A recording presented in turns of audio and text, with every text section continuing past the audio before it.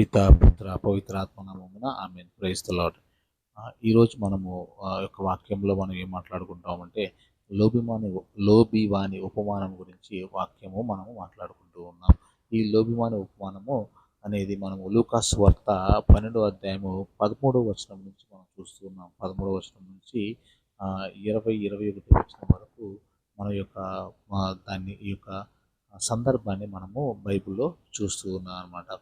దీంట్లో మనం చూసినట్లయితే దేవుడు ఏ విధంగా లోబివానితో మాట్లాడుతున్నదాన్ని తెలుసుకొస్తున్నాడు. Praise the lord. Hallelujah, hallelujah, hallelujah. యేసువ వందనం, యేసువ స్తోత్రం, యేసువ స్తోత్రం, యేసువ ఆరాధన. తండ్రి వందనం, తండ్రి స్తోత్రం, తండ్రి ఆరాధన. ఆత్మదేవ వందనం, ఆత్మదేవ స్తోత్రం, ఆత్మదేవ ఆరాధన. ఈ సమయంలో మనం చూసినట్లయితే లూకాసు వార్త 12వ అధ్యాయము 13వ వచనం నుంచి ఒక వ్యక్తి ప్రభు దగ్గరికి ప్రజల్లోంచి వచ్చి అడుగుతూ ఉన్నాడు, ప్రభువా, మా యొక్క సహోదరుణ్ణి మా యొక్క తండ్రి ఉన్నటువంటి ఆస్తిని పంచమని చెప్పి ప్రభు అని అడుగుతున్నాడు. అంటే ఉన్నటువంటి ఆస్తిని పంపకము గురించి ప్రభువుతో విన్నపం చేసుకుంటున్నాడు. అప్పుడు ప్రభు ఏమంటున్నాడంటే, నన్ను ఎవరు తీర్పరిగా పెట్టారు ఈ యొక్క ఆస్తి పంపడానికి అని ప్రభు చెప్తున్నాడు. అంటే ప్రభు ఏమంటూ ఉంటాడంటే, ఈ ఆస్తి పంపకాలు నేను చేయడానికి, లేకపోతే ఇటువంటి గొడవలు ఆస్తుల గొడవలు తీర్చడానికి నేను ఇక్కడికి రాలేదు. నా యొక్క ఉద్దేశము, నా ప్రణాళిక వేరుగా ఉంది. అంటే దేవుని యొక్క ఆలోచనలు, మన యొక్క ఆలోచనలు చాలా తేడా ఉంటాయి అనేది బైబిల్ అనేది ఎప్పుడు కూడా మనకు తెలియజేస్తుంది. కాబట్టి మన యొక్క ఆలోచనలు ఎప్పుడు కూడా డబ్బు గురించి, లేకపోతే భోజనం గురించి, తిండి గురించి ఉంటుంది. కానీ దేవుని యొక్క ఆలోచన ఆత్మ గురించి ఆలోచిస్తున్నాడు. మన యొక్క ఆత్మను రక్షించడం గురించి దేవుడు ఆలోచిస్తున్నాడు. అప్పుడు ప్రభు ఏమంటుంటే, జాగరూకత వహించండి. మీరందరూ జాగ్రత్తగా ఉండండి. ఎవరు జాగ్రత్తగా ఉండాలి అంటే, ప్రభుని విశ్వసించేవారు అందరూ కూడా ఒక మంచి జీవితాన్ని జీవించాలనుకున్న ప్రతి ఒక్కరూ కూడా జాగ్రత్తగా ఉండండి. ఎట్టి లోభమునకు లోను కాకుండా, అంటే పిసినారితనానికి మీరు ఉండవద్దు. ఏలైనా మానవ జీవితము సిరి సంపదల సమృద్ధిలో లేదు. మానవ జీవితం అనేది డబ్బులో లేదు. డబ్బే జీవితము కాదు అని ప్రభు తెలియచేస్తున్నాడు. ఈ సమయంలో ప్రభు యొక్క కథని చెప్తున్నారన్నమాట. లోబివాని ఉపమానాన్ని చెప్తూ, అంటే ఒక బాగా డబ్బున్నటువంటి ఒక వ్యక్తి, బాగా ఆస్తిపరుడు ఒక వ్యక్తి ఉంటూ ఉన్నాడన్నమాట. ఒక ప్రదేశంలో ఒక వ్యక్తి ఉంటున్నాడు. బాగా ఆయనకు ఆస్తి ఉంది, బాగా డబ్బు ఉంది, బాగా సంపద ఉంది. ఆయన చాలా ఆనందంగా జీవిస్తున్నాడు. ఆయనకి ఎదురు లేదు, ఎటువంటి ఇబ్బంది లేదు, ఎటువంటి కష్టము లేదు. అయితే ఈ సమయం ఏం చేస్తున్నాడంటే, ఆయనకి పంట పండే సమయం వచ్చింది, పంట కాలం వచ్చింది. ఆయనకు ఎంతో ల్యాండ్ ఉంది, ఎంతో పొలం ఉంది. ఆ పొలంలోంచి ఇప్పుడు ఏం జరిగిందంటే, ఆ పంటలు పండిన తర్వాత పంట, విస్తారమైన పంట, ఎక్కువ పంట ఆయనకి లభిస్తూ ఉంది. అయితే ఈయన ఈ యొక్క ధనవంతుడు దేవుని మీద ఆధారపడి జీవించకుండా తన ధనాన్ని ఎప్పుడూ కూడా ఇంకా పెంచుకోవాలన్న ఉద్దేశంతో ఆయన జీవిస్తూ ఉన్నాడు. ఆ సమయంలో ఆ విధంగా జీవిస్తూ ఉన్నాడు. ఆ విధంగా ధనాన్ని ఆయన ఆర్జిస్తూ ఉన్నాడు. అక్కడ మనం చూసినట్లయితే 17వ వచనంలో ఆయన అంటూ ఉన్నాడనమాట.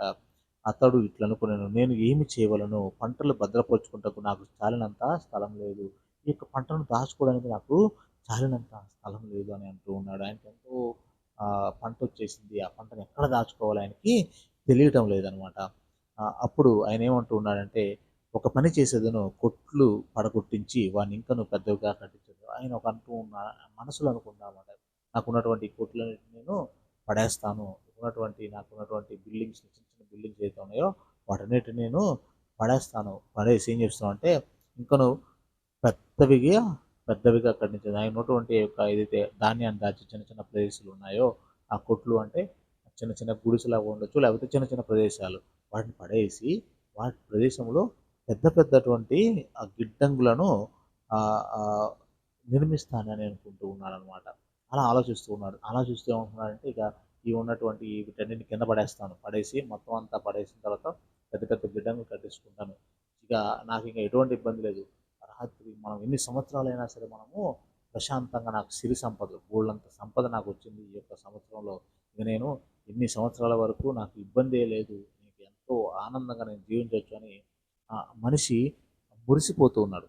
తన యొక్క సంపదను చూసి ఒక విధంగా ఆనందపడిపోతూ ఉన్నాడు. ఆ యొక్క సంపదన, ఆ యొక్క డబ్బును చూసుకుని ఆయన మురిసిపోతూ ఆనందపడుతూ ఉన్నాడు అనమాట. అప్పుడు ఇట్లా అంటూ ఉన్నాడు అనమాట. తనలో తాను అనుకుంటున్నాడు, నా ప్రాణమా, ఆహ్, నీకు అనేక సంవత్సరాలు సరిపడు గొప్ప సంపదలున్నము, సుఖముగా ఉండు అంటూ ఉన్నాడు. ఆయన మనసులో అంటూ ఉన్నాడు. అనేక సంవత్సరాలు సరిపడా డబ్బులు నీకు ఉంటూ ఉన్నాయి. నీకు ఒక సంపద ఉంటూ ఉంది. ఇక నువ్వు సుఖంగా ఉండు. తినుము, త్రాగుము, సుఖించుము. ఇక తింటూ ఉండు, తాగుతూ ఉండు, ఇక సుఖమైన జీవితాన్ని జీవిస్తుండు. తినటమే పని, తాగడమే పని. ఇక ఆయనకి ఎటువంటి పని లేదు. ఎందుకంటే డబ్బు బోలెడంత ఉంది కాబట్టి. అంటే ఆ విధంగా ఆయన లోపల లోపల పిసినైనటువంటి ఆ డబ్బు ఉన్నటువంటి వ్యక్తి లోపి ఆలోచిస్తూ ఉన్నాడు. అప్పుడు దేవుడు పరలోకంలో నుంచి దేవుడు చూస్తూ ఉన్నాడు. చూస్తూ ఉండి అనుకుంటూ ఉన్నాడనమాట. ఓరి అవివేకి, అతనితో అంటూ ఉన్నాడు ఆ వ్యక్తితో, ఓరి అవివేకి, ఈరోజు రాత్రే నేను నీ ప్రాణాన్ని తీసివేస్తూ ఉన్నాను. అయితే ఇక్కడ చూడండి 20వ వచనంలో, కానీ దేవుడు అతనితో, ఓరి అవివేకి, ఈ రాత్రికే నీ ప్రాణములను తీసివేయబడును. అప్పుడు నీవు కూడబెట్టినది ఏమి ఎవరికి చెందును? అయితే ప్రభు అంటూ ఉన్నాడనమాట. నువ్వు ఇంతగా విర్రవీగుతూ ఉన్నావు కదా! ఇంత డబ్బుందని నువ్వు ఆలోచిస్తున్నావు కదా! డబ్బు మీద ఆధారపడుతున్నావు. దేవుణ్ణి లెక్క చేయకుండా, లేదా మనిషి వైపు చూడకుండా, మనుషులకు సహాయం చేయకుండా నువ్వు ఈ డబ్బు మీద చూస్తూ ఉన్నావు కదా! ఈరోజు రాత్రే నీ యొక్క ప్రాణాన్ని తీసుకుంటాను. తీసుకుంటే నీ యొక్క డబ్బు ఏమవుతుంది? ఆ విధంగా ఆ యొక్క ప్రాణము పోతూ ఉంది. ఆయన సంపాదించిన ఆ సంపద అంతా కూడా ఎవరికి చెందకుండా, ఆయనకు చెందకుండా అది పోతూ ఉంది. కాబట్టి ఇంకో వాక్యంలో ఏం చెప్తుందంటే, మానవుడు లోకమంతను సంపాదించి తన ఆత్మను కోల్పోయిన ప్రయోజనమేమి? ఆత్మకు బదులుగా ఆయన ఏమి ఇవ్వగలడు? అంటే ఎంత సంపాదిస్తూ ఉన్నాడు కానీ దేవుని యొక్క ఆత్మను పోగొట్టుకుంటాం వల్ల ఆయనకి ఎటువంటి ఉపయోగం వస్తుంది? దేవుని సన్నిధికి ఆయన ఆత్మ వెళ్ళినప్పుడు ఎటువంటి ఉపయోగం ఉంటుంది? కాబట్టి మనము దేవుడు కోరుకునేది ఏమిటంటే, మనం ఈ లోబివాని వలె ఉండకూడదు. మీరందరూ కూడా ఈ లోబివానిలాగా ఉండొద్దు. జాగ్రత్తగా ఉండండి. మీ యొక్క డబ్బు విషయంలో, ప్రతి విషయంలోనూ మీరు ఈ లోబివానిలాగా ఉండకూడదు అని కోరుకుంటూ ఉన్నాడు. కాబట్టి మనము చేయవలసింది ఏమిటి అంటే, మనది ప్రభుకి అర్పించాలి. మనకున్నటువంటి సంపదను ప్రభుకి అర్పించాలి. ఇది ప్రభుది కాబట్టి, ప్రభు నాకు ఇస్తూ ఉన్నాడు కాబట్టి దాన్ని ఎలా ఉపయోగించాలనే దాన్ని మనము చూసుకోవాలని ప్రభు కోరుకుంటూ ఉన్నాడు. కాబట్టి మనం ఏం చేయాలంటే ఎప్పుడూ కూడా జాగ్రత్తగా ఉండాలి. డబ్బు మీద విపరీతమైనటువంటి ఆశ మనం పెంచుకున్నప్పుడు అది అది అనేక అనర్థాలకు దారితీస్తుంది. వాక్యం ఇంకా ఏం చెప్తుందంటే, ఉంటే ఒకవేళ సోదిపుద్యములో వెళ్ళవచ్చు కానీ ధనవంతుడు పరలోక రాజ్యము చేరలేడు అని పలుకుతుంది. కాబట్టి దేవుడు మన నుంచి కోరుకునేది మనము దేవునితో మంచిగా పవిత్రంగా ఉండాలి అని, మన ఆత్మను కాపాడుకోవాలని ప్రభు కోరుకుంటూ ఉన్నాడు. పితా పుత్ర పవిత్రాత్మ నామమున amen. Praise the lord. Hallelujah.